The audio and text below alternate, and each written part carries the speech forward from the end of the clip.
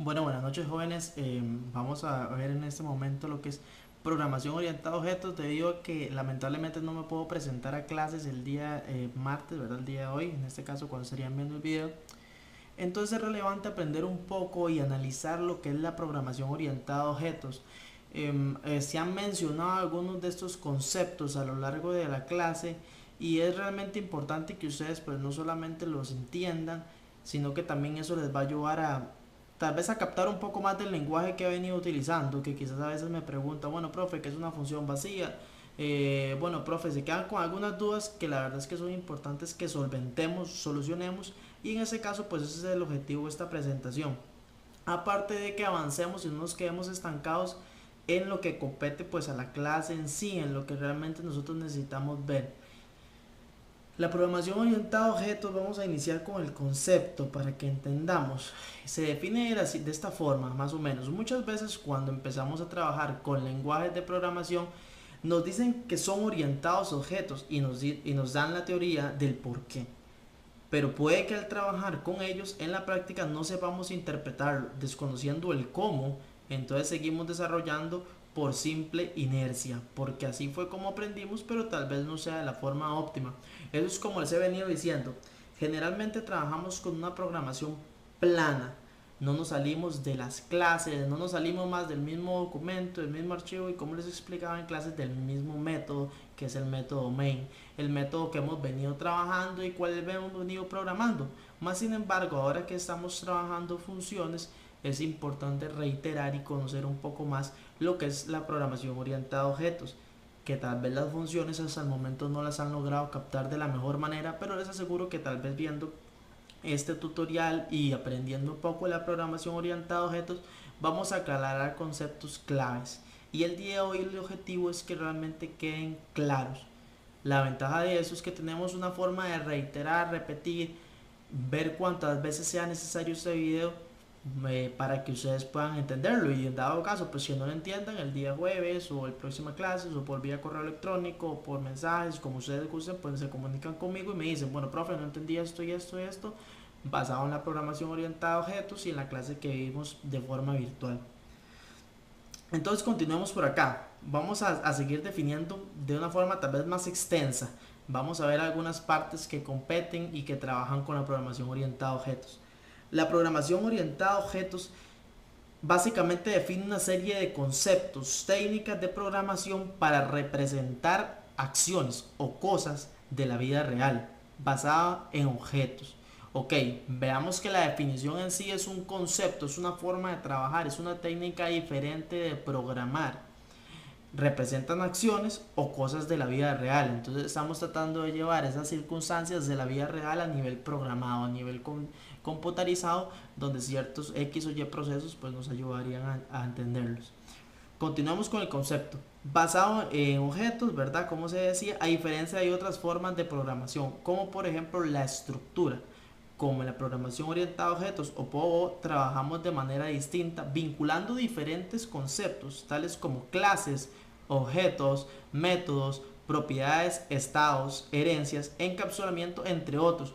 No sé si en algunos otros momentos en clases ustedes recuerdan que yo le he dicho, bueno, vamos a ver un poco acá lo que son esas clases, vamos a ir programando solamente en esta clase, hay que generar un objeto, hay variables que hacen referencia a objetos, vamos a hacer funciones o métodos, propiedades, son algunas características, ¿verdad? Que más adelante vamos a irlo viendo y los estados, ok, qué es un estado, qué es una herencia. En algún momento le mencioné a algunos de ustedes sobre el encapsulamiento cuando le dije que estábamos programando con métodos y les dije, bueno, el programar con métodos sirve para encapsular código y se quedaron así como en el aire. Les di una pincelada un poco en la clase anterior, pero es importante que ahora sí lo reforcemos. Ok, entonces veamos el encapsulamiento entre otros, generando cada vez más interrelaciones en nuestro desarrollo en pro del funcionamiento del sistema principal, definiendo el programa como un conjunto de estos objetos relacionados entre sí. Bueno, hasta el momento no hemos visto más que hay más conceptos que son relacionados por la programación orientada a objetos y ahora sí, vamos a entrar directamente en ellos. Vamos a analizar ¿Cuándo estoy haciendo yo uso de estos elementos de la programación orientada a objetos? ¿Qué es cada uno de ellos? ¿En qué consiste y en qué compete? Para que realmente nosotros de ahora en adelante la programación que utilicemos sea esta, ¿verdad? Con programación orientada a objetos. Entonces vamos a continuar acá con los conceptos y veamos el primero de ellos, el más, no puedo decir más importante porque todo eso es interrelacionado, pero creo que es la base de la cual nosotros debemos aprender, comenzar a iniciar para irnos elevando poco a poco. Las clases son uno de los principales componentes de un lenguaje de programación, pues en ellas ocurren todos los procesos lógicos requeridos para un sistema. En sí podemos definirlas como estructuras que representan objetos del mundo real, tomando como objetos a personas, lugares o cosas. En general, las clases que poseen propiedades, comportamientos y relaciones entre otras clases de sistema. Ok, bueno, en este momento, bueno, veamos, son componentes de un lenguaje de programación, en ellas ocurre el código, o sea, las clases es donde nosotros vamos a escribir el código, ¿verdad? Donde nosotros vamos a insertarlo, pero más relacionado a nuestro ambiente. ¿Qué es una clase? Vamos a verlo en este siguiente punto y ya más claro. Una clase se compone de tres partes fundamentales. Uno es el nombre. El nombre es lo que generalmente nosotros hemos venido llamando como práctica 1, práctica 2, práctica 3, ejercicio, examen, tarea. Eso es el nombre de la clase. Es el encabezado, es lo que nos determina que estamos trabajando con X o Y clase. Venimos a ver los atributos. ¿Qué son los atributos? Representan la propiedad o las propiedades que caracterizan las clases, ¿verdad? La clase.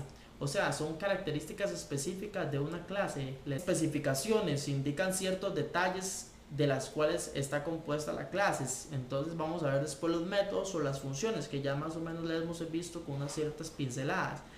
Representan el comportamiento u operaciones, la forma como interactúa la clase con el entorno. Es como les mencionaba anteriormente, hacemos una clase persona, una persona tiene diferentes tipos de características, tanto caminar, respirar, moverse, visualizar, trabajar de X o Y forma. Esos son los métodos, son diferentes formas de trabajar o diferentes acciones como mover nuestros dedos, mover nuestras manos, tomar algún artículo. Esas más que todos los movimientos en sí son características que se pueden ver, y los métodos, como yo les decía, son esas funciones: moverse, respirar. Todos esos vamos a hacer funciones o métodos, son características específicas, en este caso de la clase persona, que pueden especificar funciones o movimientos o acciones que tal vez podamos realizar. Ahora sí, ejemplifiquemos esto un poco con Java. Bueno, inicialmente vemos esta representación de cómo se define una clase. Public class principal. Estamos viendo que la palabra reservada al lenguaje Java class, que hace referencia a una clase. Principal es el nombre de la clase. Vemos ahí la anotación o el comentario que dice principal define el nombre de la clase. Ahora sí, vemos public string atributo. Esto es un atributo. Un atributo, entonces, ¿qué es? A veces es una variable que nosotros declaramos. Entonces, generalmente esas variables que declaramos para poder ejecutar, por ejemplo, en sumar, por ejemplo, quisiéramos una clase sumar, entonces número 1, número 2, número 3, o depende cuántos números va a poder sumar esa clase, son sus atributos. Ahora vamos a ver un método. Esto es un método donde se define operaciones. Public void método, como habíamos visto funciones, el public void método va a hacer referencia a un método o una función vacía, que dentro de ella va a haber las sentencias o el código específico que él va a ejecutar cuando nosotros lo llamemos, o el comportamiento que ese método va a tener. Ahora definamos un objeto. En algunas ocasiones les dije las variables con referencia a un objeto. ¿Cuáles son las variables primitivas? Recordemos, los objetos representan una entidad concreta o abstracta del mundo real. En programación básicamente se le conoce como instancia. Entonces, si ahora en adelante vamos, cuando yo les diga hay que instanciar o hay que crear un nuevo objeto, recuerden que es lo mismo. Cuando hay que instanciar una clase, vamos a crear un nuevo objeto. Pero ya vamos a entender por qué se le refiere a ella como instancia de una clase. En sí es lo que da sentido a estas. Ok, un objeto nace de una clase. Un objeto es un hijo de una clase. y más específicamente o más práctico para que nosotros entendamos, al igual que las clases se componen de tres partes fundamentales. Y definamos cuáles son esas partes. Estado. El estado representa los atributos o características con valores concretos del objeto. Por ejemplo, el estado de una persona puede ser, digamos, su edad. Si yo lo defino como 18, es una característica o un valor. 18. Si yo lo cambio, ese es su estado. Eso significa que el valor que ella almacena en ese momento, ese es su estado. El estado de un objeto puede cambiar como una variable, tanto como yo puedo definirla como una constante, que no cambie de valor durante todo el programa o durante todo el algoritmo que yo generé. El comportamiento se define por los métodos u operaciones que pueden realizar en él. Entonces el comportamiento de un objeto, vamos a ver, es como parpadear. Yo puedo parpadear a cierta velocidad o a cierta cantidad de tiempo, como otra persona puede parpadear a diferente velocidad de tiempo. Entonces el método, él va a ejecutar una función o va a ejecutar algún trabajo en sí, pero depende de los valores que reciba o de los valores que él trabaje, el resultado va a ser diferente. Pero eso es el comportamiento. Como seres humanos o como cualquier tipo de animal o ser vivo, hay características específicas y el comportamiento se define según el estado. Mi estado va a ser diferente al de los demás y de mi estado depende mi comportamiento, que esa es una característica muy usual. Y la identidad es la propiedad única que representa el objeto y lo que lo diferencia del resto. O sea, una identidad significa que somos únicos. O sea, ese objeto es único. Ese objeto, aunque yo utilice otros objetos que nazcan de la misma clase o se instancien de la misma clase, son diferentes. O sea, tienen su propia identidad, son únicos. Entonces, vamos a entender eso muy bien. Podemos trabajar diferentes objetos los cuales nazcan de la misma clase, pero siempre van a ser objetos, o sea, siempre van a ser objetos con una identidad diferente. Ahora analicemos de una manera más abstracta, tal vez de una forma más metafórica, lo que es un objeto. En la siguiente imagen vamos a ver los moldes representan las clases, mientras que las galletas, lo que logramos ver ahí como un ajedrez, obtenidas de estos moldes representan los objetos, instancias de esta clase. Por lo que el ejemplo de atributos del objeto de galleta podría ser sabor, color y tamaño. Ok, entonces nuestras clases se vuelven moldes de nuestros objetos. ¿Por qué? Porque nuestros objetos nacen de nuestras clases, pero nosotros las clases ya las hemos definido de una forma y ese es el molde, la forma en la que nosotros lo definimos, tanto con atributos, métodos y funciones. Ahora sí, vienen los moldes, las galletas que representan objetos. Ok, las galletas nacen de una clase o se generan de una clase. ¿Por qué? Porque tienen la misma forma en la cual se logra ver, digamos, acá, para que no entienda el ajedrez, lo que es el caballo, pues así le llamamos, la reina y el alfil, y la torre y demás. Entonces veamos más que todo a los caballos, que son los más prácticos para visualizar. Los caballos, si ustedes se dan cuenta, van a ver caballos, hay dos caballos diferentes, tanto para las fichas negras como las fichas blancas. Son objetos iguales, tienen las mismas funciones, tienen los mismos movimientos en el ajedrez, se mueven en L siempre y cuando pues no tenga y pueden saltar fichas. Son características específicas de esos mismos, pero claro está, depende de dónde estén en el tablero, va a depender los movimientos que pueden hacer. Entonces ahí es donde vemos que las galletas sí son iguales, pero su estado, su comportamiento es diferente según quien lo use, según quien lo trabaje y demás. Y los objetos, las instancias de esta clase tienen atributos. Ahora sí, venimos con esas características que tiene cada una de ellas. Las galletas podrían ser de sabor, tienen color y tamaño. El tamaño se supone que es estándar porque vienen de un molde, pero si yo a la fórmula le agregué más bicarbonato o le agregué más polvo de hornear, obviamente eso va a crecer. Entonces el tamaño va a ser diferente. El color, si se me quemó un poquito más, puede ser más oscuro. Y el sabor puede ser que no me haya quedado bien la mezcla de las galletas que son, pues, digamos que de vainilla y las que son de chocolate, que son los colores que podemos diferenciar un poco. Entonces hay que tener un poco eso claro. El objeto es algo que suena muy complejo, pero con esta metáfora quizás podamos entenderla de forma más clara. Ahora sí, lo que nos interesa, cómo se hace un objeto, cómo se trabaja con objetos en Java, en el lenguaje que es el que nos compete.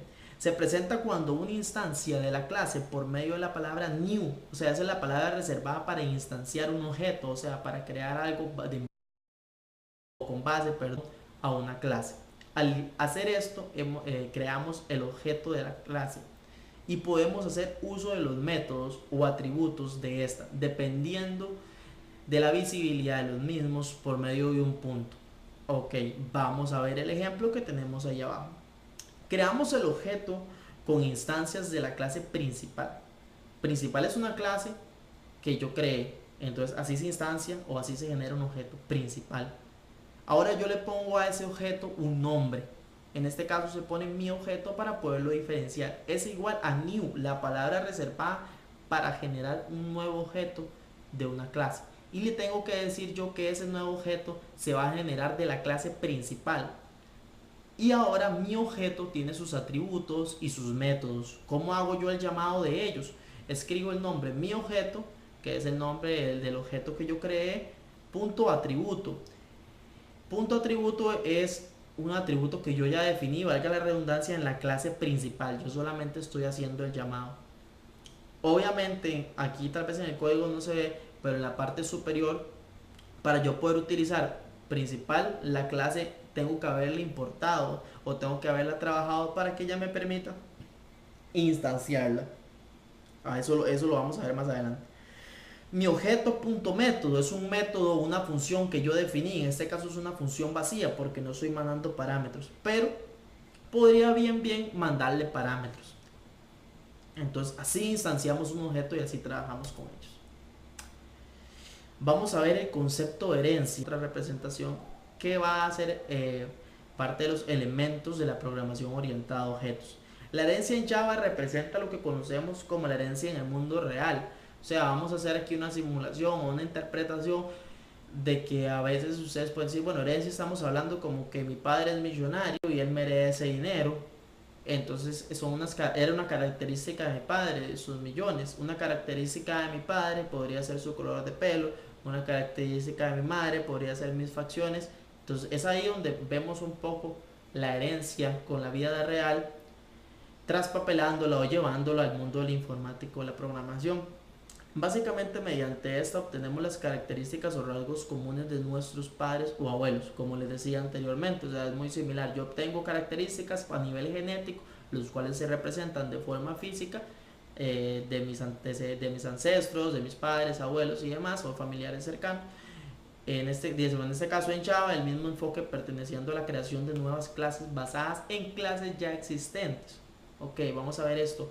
Vimos que crear un objeto es el resultado de un molde, que ese molde es la clase, ¿verdad? Pero yo puedo, de una clase, o sea, de un molde, yo no necesariamente puedo obtener solo un objeto, sino puedo obtener otro molde. Que claro está, ese nuevo molde yo le puedo agregar o restar características en este caso restar no, pero sí puedo quitar, digamos, agregarle más características o agregarle características específicas de ese tipo, de ese nuevo molde que yo deseo ser. Es como una innovación sobre un molde. Por ejemplo, primero se creó el círculo y después hicimos una modificación y sacamos un óvalo. Tiene características similares con las cuales puedo trabajar yo, pero por ejemplo, si yo quiero averiguar el radio de un óvalo, es diferente a averiguar el radio de un círculo si este lo tuviera, o hablemos de algo, de una característica en común. Ambos tienen la área, pero la fórmula o la forma en la que yo obtengo el área de un círculo y de un óvalo es diferente. Entonces ahí es donde viene la herencia. Son que yo heredo cosas, pero tengo también características únicas. Java es el mismo enfoque, pertenece a una creación, las clases basadas en clases ya existentes, en las cuales podemos obtener características de las clases padres, heredando campos, atributos, métodos o funcionalidades. Como ya les dije, acá hay un pequeño ejemplo que tal vez no se distinga muy bien, pero dice las características de un animal. El atributo es tamaño, una función de un animal o un método es comer. Y venimos y ahí del animal desprendemos perro y paloma. Hacemos dos nuevos moldes. El perro obviamente tiene 4 patas, tiene dientes y puede correr, pero aquí lo estamos viendo en ese ejemplo de una forma más específica. Solamente veámoslo así: el perro tiene dientes, la paloma tiene plumas. Entonces son características diferentes, pero ambos tienen un tamaño que se puede definir. Ambos comen, que son esas características, esas funciones que yo heredé de la clase animal. Ahora, un perro corre y una paloma vuela, pero ambos comen. Entonces es ahí donde yo heredé de una clase principal o una clase padre en este caso, y es ahí donde se da la herencia, donde ese enfoque o esos atributos o esas funciones yo las heredo y las trabajo pues en un nuevo molde, por decirlo así. Veamos un poco acá de cómo se trabaja la herencia en Java, cómo se hace la nomenclatura de en Java. Veamos nuevamente este código: public class animal. Le estoy diciendo que estoy en la clase animal en este momento y le digo que su función, esto es basado en el cuadro amarillo que vimos anteriormente. Su primer atributo es tamaño. Su segundo, en este caso, la función que tiene es comer. Entonces el comportamiento, pues ya sea masticar, ingerir, eso se puede definir de forma distinta en cada uno de ellos, pero se da, o sea, los dos comen. Ahora venimos y hacemos esos moldes. Primero comenzamos con la clase perro. La clase perro tiene lo que se llama extends. Extend es la forma o la palabra reservada para heredar de una clase padre. La clase padre, entonces yo le estoy diciendo clase perro, herede de la clase padre animal. El extend lo que hace es una extensión o una herencia. Eso es lo que llamamos la herencia. O sea, él le dice, ok, el perro tome las características y funciones de la clase animal. En este caso es el tamaño de comer. Y nuevamente, public int, ahí declaramos una variable de tipo numérico, donde muy probablemente vamos a almacenar la cantidad de dientes y demás. Y la función correr. El perro corre con public void correr, una función vacía, porque obviamente no hemos definido parámetros ni código dentro. Y vamos a la otra clase, que sí, podemos instanciar o generar diferentes tipos de clases dentro de un solo documento clase o un documento .java, pues sí se puede, pero no es lo ideal, porque si perdemos alguno de estos se nos pierde todo, ¿verdad? Eso solamente meramente en forma de ejemplo. Entonces ahí vienen las diferencias nuevamente: class, paloma, extends, animal. Okay, la clase paloma va a heredar de la clase animal las características tamaño y comer. Nuevamente la misma situación. Y ahora sí, aquí vamos a continuar un poco porque ya es lo mismo. El encapsulamiento.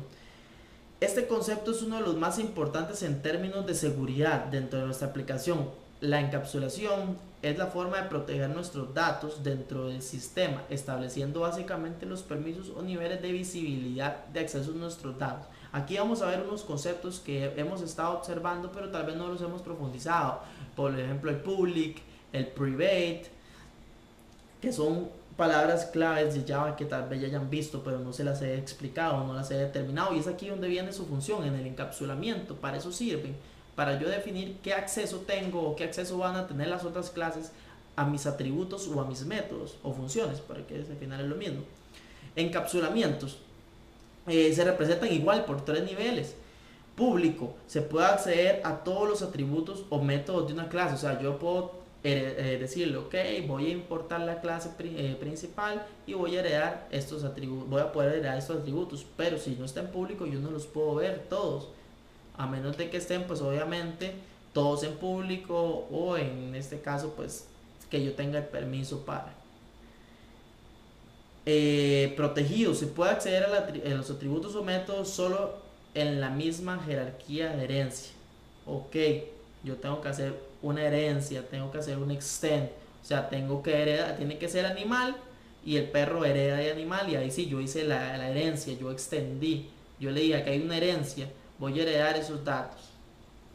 El privado solo puede acceder a las clases o atributos o métodos de la clase en la que se encuentra. O sea, lo que yo programe en una clase en privado, solamente esa clase lo va a poder ver. Por ejemplo, si yo programé en animal tamaño como privado, solo puedo utilizar tamaño en animal. Si yo lo programé como protegido en la clase perro o paloma, tengo que heredar. Y si yo lo declaré como público, en cualquier clase lo puedo utilizar. Entonces eso nos da un poco de seguridad. Con los encapsulamientos mantenemos nuestros datos seguros, ya podemos evitar, por ejemplo, que se hagan modificaciones al estado o comportamiento del objeto, clase, externas, buenas prácticas para trabajar son los métodos setter y getter.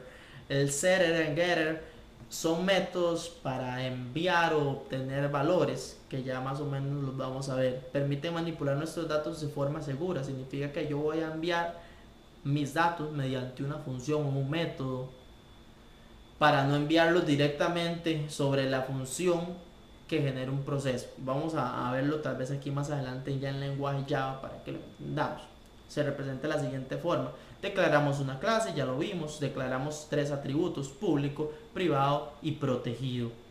El atributo número 1 solamente se puede ver, en todas las clases que yo que intente utilizar. El atributo número 2 solamente lo puedo utilizar haciendo una herencia, y el atributo número 2 es en ese caso el privado. Cambió el orden un poco anteriormente. Entonces el atributo privado solamente lo puedo hacer utilizado en la clase principal, y el atributo protegido lo puedo utilizar si herede de él. Ahora vemos cómo se hace un método set y get. Public string get atributo, siempre lo vamos a llamar así, get, y el nombre del atributo. Return atributo, eso es una función que nos va a retornar un atributo en string. O sea, así es que yo voy a obtener ese valor. Public void set atributo 2 es donde yo voy a mandar un valor. Tal vez en la parte gráfica ahorita lo van a encontrar cuando hagan un txt, cuando hagan un label, el punto set text, o sea, enviar ese valor al texto. Entonces igualmente lo vamos a ir practicando, porque eso vamos a ir ejecutando más adelante. Las clases abstractas permite resaltar la parte más representativa de algo, ignorando detalles por centrarse en lo principal. La imagen es muy fácil de identificar. Con base a ella podemos crear una clase persona o una clase hombre, humano, entre otras, pero obviamente vemos que la imagen no tiene elementos como ojos, nariz, boca, rostro en general, ni dedos, ni pies, ni manos en su cuello. Pero entonces, ¿por qué decimos que es una persona? Porque tenemos solo la silueta. Pues vamos a verlo. Por ahí andan las circunstancias. Entonces, precisamente aquí nos estamos aplicando un concepto de abstracción, ya que nos fijamos en lo más representativo de algo. En este caso vemos que si tiene la cabeza, tronco, brazos, pies. Con eso es suficiente para saber que es una persona, sin fijarnos en detalles mencionados anteriormente. Eso es como ver las cosas más simples, como yo les decía en su momento. Ver un carro, sabemos que va a tener que llevar, obviamente un carro, digamos que lo vamos a poner como con puertas, ventanas, y ¿cómo se llama? Solamente que la cantidad de ventanas, la cantidad de puertas va a depender y va a variar según el carro. Las cantidades de llantas siempre van a ser 4, el chasis siempre va a ser 1, el baúl siempre va a ser 1, el motor siempre va a ser 1, a menos de que se haga una modificación. Pero tomémoslo en lo más generalizado, o en una bicicleta siempre van a haber 2 llantas, siempre va a haber una seta, una manivela, son características que siempre van a haber. Entonces, de esta forma, tal vez yo no he definido el tipo de cadena, yo no he definido el asiento, yo no he definido el material de la bicicleta, pero siempre sé que es una bicicleta con solo verla, de la forma más abstracta o más sencilla de verla. Permiten crear métodos generales con un comportamiento común para otras clases concretas, sin importar sus características ni el comportamiento que usen. Es programar para que sirva para todo. O sea, es decirle, ok, puedes tener todas estas variantes. Puedes obtener el área de un triángulo, de un cuadrado, de un círculo, de un óvalo, de un trapecio, de un hexágono, de un octágono. Pero en cada uno de ellos te vas a comportar diferente. Entonces yo tengo que programarle todo eso y ser como más abstracto, como que la gente solo vea calcular área y yo elijo que quiero calcular área. Las clases abstractas solo tienen lógica mediante la herencia. Ok, ahí recordamos la palabra extend. Ya que una clase abstracta posee por lo menos, dice, un método abstracto, el cual no tiene implementación en el comportamiento. De estos métodos se definen las clases concretas que lo hereden. Por ejemplo, yo defino el método área en la clase padre, en la abstracta. Le digo que no tiene ninguna lógica programada y llamo a ese método, pero le doy las funciones en la nueva clase, en la clase hija, ¿verdad? En ejemplo, la clase padre, recuerden, animal, y la clase hija, paloma o perro. Entonces yo puedo decir que los dos comen, pero yo no les he dicho cómo comen. Entonces esa hay diferencia, ¿verdad? ¿Cómo comen? Las palomas se tienen que bajarse del aire, tienen que recoger la comida o picarla si es un árbol o depende, y los perros van y recogen la comida del suelo automáticamente, entonces comen diferente. Podemos usarlos cuando existan varias clases con características o acciones comunes, pero con diferentes comportamientos, mediante el uso de la herencia y componentes abstractos. Hacemos más óptima y organizada nuestra aplicación. Hay que tener en cuenta que a diferencia de las clases en concretas, las clases abstractas no pueden instanciarse. Okay. Eso sí es muy importante. Si declaré una clase abstracta, no puedo generar un objeto en base a ella. O sea, una clase abstracta no puede ser un molde para una nueva instancia u objeto, que al final es lo mismo, ¿verdad? Entiendan eso como sinónimos. Instanciar una clase o crear un nuevo objeto es un sinónimo, para que lo entiendan nuevamente. Veamos cómo se hace. Venimos y declaramos esta clase pública y la palabra reservada en Java es abstract. Entonces nuevamente la palabra reservada para clase, class principal, que es el nombre que le estamos poniendo. El método abstracto es esto: public abstract void, un método público, o sea, lo puedo utilizar en cualquier clase sin necesidad de hacer un llamado de ello. Abstract, le estoy diciendo que es abstracto, que no va a haber nada programado en ello. Void, vacío, o sea, no va a recibir parámetros. Método abstracto. Y ahora viene otra clase, una subclase, donde yo voy a hacer la llamada del método abstracto que generé anteriormente. Class, subclase, extend, o sea, extiende, o sea, hereda de principal. Y ahora sí, el public void método abstracto yo lo reprogramo. En este caso, yo ya declaré que había un método abstracto en principal, pero no le dije qué código iba a tener o cómo iba a trabajar. Y es ahí donde ya vengo yo a decirle cómo tiene que trabajar. Las interfaces, dice, las interfaces son el mecanismo que utiliza Java para simular una herencia múltiple. Como mencionamos en Java, solo se puede extender una sola clase. Mediante el uso de interfaces esto puede simular, ya que el lenguaje permite implementar el número de interfaces que necesitemos. Básicamente son clases completamente abstractas. En común, relacionarlas con un contrato en el que se define qué se debe hacer, así cada clase concreta puede que implemente una interfaz, está obligada a implementar todos los métodos que se compongan. O sea, yo hago una interfaz y yo decido qué le agrego a esa interfaz. Tanto el text label, el text box, el text field, perdón, el button, todas esas clases swing, esas interfaces swing, yo decido cuál agregar y cuál no, pero siempre hay una clase padre que es la interfaz, el gFrom o el formulario. Es ahí donde yo voy y le digo, ok, heredé de este que voy a utilizar, heredé de este que voy a utilizar, pero las características yo no se las he definido.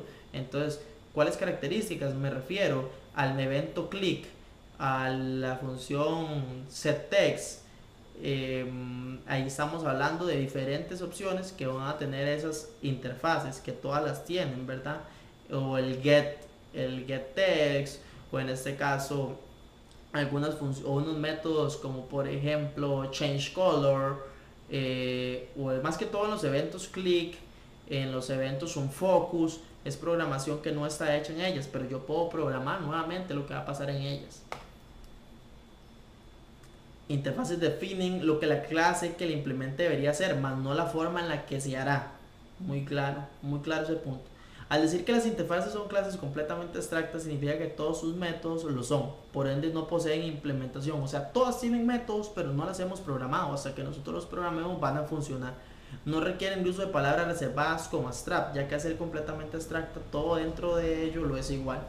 Si definí una clase 100% abstracta, significa que yo solo declaré tal vez algunos atributos y todas las funciones solo le puse el nombre. Nunca les dije qué hacían cada una de ellas. Vamos a ver, eso ya está más claro. Y las interfaces, vamos a ver a qué se refiere con esa abstracción que manejan. Se debe tener en cuenta que todas las variables definidas en una interfaz automáticamente se convierten en una constante. Además, tampoco se puede instanciar una interfaz. En Java se representan como la palabra interface y se usan como la palabra implement. Ok, importante, ¿verdad? O sea, no se puede instanciar, no se puede generar un objeto de una interfaz en sí. Muy claro para que no lo hagan, no cometan ese error. La interfaz, vamos a ver acá esa implementación en Java. Interface, la palabra reservada para declarar una interfaz, ¿verdad? El nombre que le ponemos a esa interfaz es interfaz principal. Public void, método abstracto, el primer método abstracto sin ninguna programación. Public string, otro método abstracto, un nuevo método, en este caso este no es vacío, es una función que nos tiene que devolver un string o un texto. Y vemos otra clase, public class principal implements, o sea, RDD, interfase principal. Y ahora sí, public void, método abstracto, lo reprogramo. Public string, otro método abstracto, lo reprogramo y ahí sí le hago que me retorne un valor. Entonces es totalmente abstracta, esa clase no dice nada, es una clase que es como un molde más vacío que el molde que vimos anteriormente, que una clase normal, es un molde como más generalizado. Vamos a ver nuevamente otro concepto, el polimorfismo. El polimorfismo, dices, vamos a ver cómo se define acá y vamos a tratar de aterrizarlo en otro lenguaje. Ese tal vez sea uno de los conceptos de programación orientada a objetos más usados, pero muchas veces sin saber que se aplica, ya que el concepto inicialmente puede ser un poco confuso. Básicamente, mediante el polimorfismo programamos de forma general en lugar de hacerlo de forma específica. Ahí nuevamente viene como lo abstracto, ¿verdad? Lo hacemos como muy generalizado. Se usa cuando se trabaja con la herencia y objetos de características comunes, los cuales comparten la misma superclase y árbol jerárquico. Al trabajar con este concepto optimizamos y simplificamos en gran medida nuestro trabajo. Bueno, definamos qué es una superclase, qué es un árbol jerárquico, todavía no lo entendemos, ok, perfecto. Vamos a ver nuevamente esta nueva aclaración para que entendamos todo mejor. Básicamente podemos definirlo como la capacidad que tienen los objetos de comportarse de múltiples formas, sin olvidar para esto se requiere sin olvidar que para esto se requiere de la herencia. En sí consiste en hacer referencia al objeto de una clase que puedan tomar comportamientos del objeto descendiente de esta. Bueno, Eduardo, profe, ¿qué es eso? No, está muy enredadillo. Sí, puede ser que sí, pero vámonos ahora con esa parte gráfica y con la implementación en el lenguaje ya va a ser mejor. La forma va a tener ciertas características que le va a heredar, como yo les decía, ¿verdad? En su momento, en la clase abstracta, que existían, que se comportaban diferentes, su estado era diferente, su comportamiento de diferencia es diferente. Entonces aquí ya lo vamos a ver mejor en el polimorfismo. El área es un método que yo voy a declarar, es una característica que voy a heredar tanto en círculo, rectángulo como en cuadrado. Ahora, calcular área, todos estos pueden calcular área, pero la forma de calcular una fórmula es distinta. Es ahí donde hay polimorfismo. Un método puede comportarse o una función de diferentes formas. Ok, sí, es muy parecido a la abstracción, pero es diferente en cuanto a las palabras reservadas que se van a utilizar y en cuanto a que en la abstracción yo no programé ningún método, yo lo dejé vacío. Eso sí, lo programo después. En cambio acá, yo desde la clase forma o más adelante, veámoslo en el código para que no se me haga mucho enredo. El polimorfismo es la generalización, olvidando detalles en concreto de un objeto para centrarnos en un punto común. Tomando como por ejemplo la imagen anterior, podemos decir que el objeto clase figura geométrica, o sea, es una instancia que hicimos de la clase figura geométrica, puede usarse para referirse a cualquier objeto de la subclase de la figura geométrica. En otras palabras, una figura geométrica puede ser un cuadrado, un triángulo o un cuadrado o cualquiera figura en términos generales de geometría. De hecho, eso está súper claro. Todos abarcan, todos entran en el concepto figura geométrica, pero todos se comportan diferente, todos trabajan diferente y las fórmulas que tenemos que aplicarles son distintas. Y ahora sí, lo que nos compete, la aplicación directamente en Java. Veamos a ver una clase que declaramos figura geométrica. Ahí no le hemos declarado absolutamente nada a figura geométrica, pero puede tener tal vez el atributo área, en este caso, que es el general porque, por ejemplo, un círculo no tiene lado, un cuadrado no tiene un radio. Entonces son características específicas. Y vamos a ver cómo cuadrado, triángulo y círculo heredan de figuras geométricas, pero no heredan nada en este caso, o pueden heredar atributos generalizados e inclusive funciones abstractas que no tengan nada programado o que tengan programado algo en sí muy generalizado, ¿verdad? Que funcione para todas estas figuras geométricas. Entonces veámoslo acá en la clase principal. Declaro una función o un método vacío que se llame método, valga la redundancia. La figura geométrica, mi figura geométrica es igual a nueva figura geométrica. Ok, ahí estoy instanciando, estoy generando un nuevo objeto de clase figura geométrica, o sea, de la clase vacía, de la primera clase que no tiene nada, de esa clase que vamos a heredar o transformar. Y ahora sí, digo y construyo cuadrado, es otra clase que ya la tenemos, igual no tiene nada, pero hereda de figura geométrica. Y le digo, créese una nueva instancia o un nuevo objeto que se va a llamar mi cuadrado, nuevo cuadrado, y ahí ya lo instancié, ya generé eso. Ahora sí, vamos a ver, mi figura geométrica es igual a mi cuadrado. Sí, sí puede ser esto, puede crear un objeto polimórfico, un objeto que asuma las características de cuadrado, ahí es al revés. Entonces mi figura geométrica va a adquirir algunas características de cuadrado y se va a unificar como una sola. Entonces figura geométrica, mi cuadrado es igual a nuevo cuadrado. Objeto de cuadrado tipo figura geométrica, objeto círculo tipo figura geométrica y objeto triángulo tipo figura geométrica. Ven que polimórfico significa muchas formas, entonces la figura geométrica se representa en muchas formas o puede interpretarse como muchas formas, y es ahí donde nosotros ya les estamos haciendo polimórfico, figura geométrica de diferentes formas y diferentes funciones, diferentes atributos, pero siempre van a ser parte de una superclase o una clase padre bastante generalizada. Como vemos en el ejemplo de clase, figuras geométricas pueden convertirse en cualquier figura que se encuentre en su jerarquía, herencia, pudiendo utilizar las propiedades que compartan entre ellas. Hay que tener presente que solo se permite el polimorfismo de clase padre a clase hija, más no el contrario. Más adelante se explicará el concepto en detalle.